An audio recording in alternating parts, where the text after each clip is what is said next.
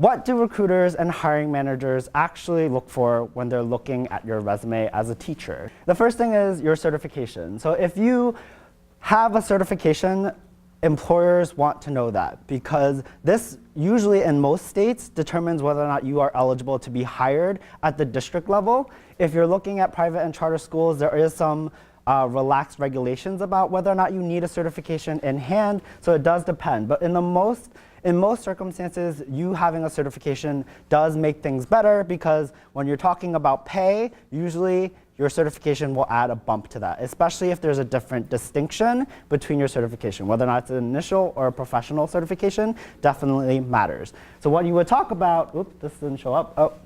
So what you're going to talk about as far as your certification goes on your resume is essentially where you got the certification, what state, what distinction, initial or professional in the state of New York, what grade the certification is for, and what content, if you're secondary or childhood ed, and then when it expires, if you are someone who already has it issued, and when is it anticipated if you're someone who is currently working on it. Especially for the folks who are currently still working on it, recruiters definitely want to know this so they can help identify how far along you are and whether or not you're eligible for the job and whether or not you will be eligible for additional resources from the school.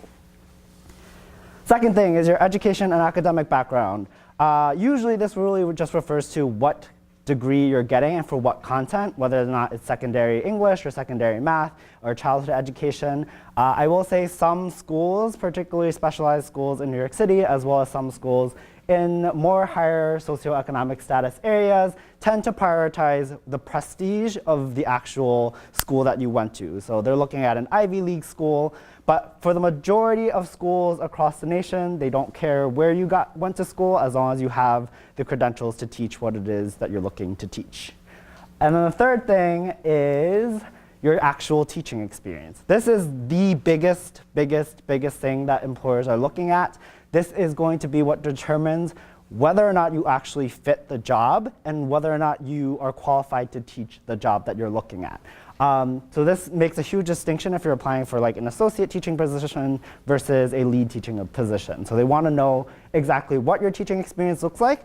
This also is when the majority of people start making presumptions about what your actual teaching experience is based off the reputation of the schools that you've taught at previously, and also at the same time what the story of your candidacy actually means. So for example, if you are coming from a school that uses and is a known school for using a really rigid discipline system in their school, and you're applying to a school that uses more of a restorative justice model, then in that instance, a hiring manager looking at your resume will make the assumption that you probably want to move away from a school that uses harsher discipline practices. So a lot of presumptions about you as an individual are made at this point just based off what school you've taught at, as well as what you've actually done in those schools. And lastly, this is an optional thing that recruiters may prioritize. It is a summary, and a summary is not the same thing as an objective. An objective is a statement of intention. It basically says something like, to obtain a position for employment as a secondary ELA teacher. A summary is more about your identity as a professional educator.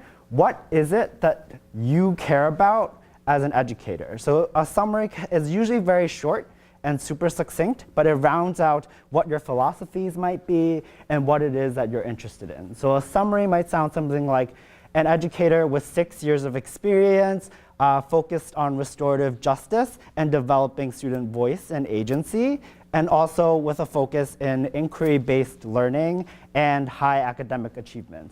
Right? So in that immediacy, in that sentence, we already know what you care about as far as how you work with students and their discipline. And then we also know what kind of curriculum and instructional model you already prefer. And this kind of helps with kind of shaping the narrative about who you are as a professional. So already I know that this is what you're about. So if I see that you left schools that didn't do this, it now makes sense, and now makes sense why you might be pursuing a specific school that also might prioritize some of these particular things. And then as far as less of a priority, as I said before, an objective statement, not super helpful if your credentials all point to secondary English and you're applying for a secondary English position, then you probably want to be a secondary English teacher. Skills, this is great if you are someone who goes to PD a lot, if you feel like your school doesn't allow you the ability to actually use some of the PD that you've learned, you can put it under a skill section because at least recruiters now know this is what's in my bucket of things that I can pull out in the classroom, but I may not necessarily be using this right now at my particular school. Honors and awards, unless you won a Grammy or a Nobel Peace Prize, anything that's not like super prestigious, you can leave out on your resume. It doesn't really say much about you necessarily, and it certainly doesn't inform the recruiter about your priorities in the classroom. So something that's not entirely necessary on your resume. And the last thing is non-teaching and non-educated related experiences tend to be a bit on the lesser priority. If you've done a lot of retail work as a student, worked at, I don't know, Victoria's Secret for a little bit, not necessarily something that a recruiter needs to know because it doesn't relate to the classroom or instruction.